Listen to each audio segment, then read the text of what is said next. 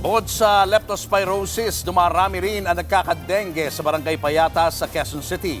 Nasa frontline ng balitang yan si Mobile Journal Francis Rivera.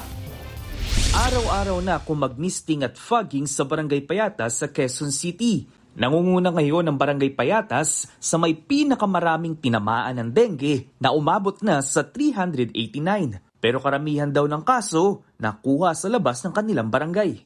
Gawa na mayroong mga nag-aaral sa labas ng Barangay Payatas. Alam niyo naman po yung Barangay Payatas is ang pangunahing hanap buhay ng iba dito is yung pagiging palero.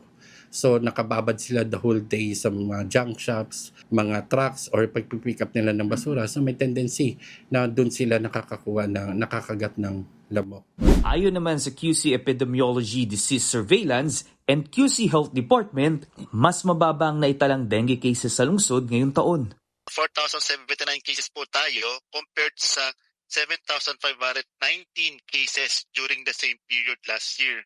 So approximately mga 46% lower ang dengue cases natin ngayon. Pagtitiyak ng barangay, tuloy-tuloy ang kanilang hakbang para mapababa ang tinatamaan ng dengue sa kanilang lugar. Napatuloy po kami nagpapaging sa ating mga lugar.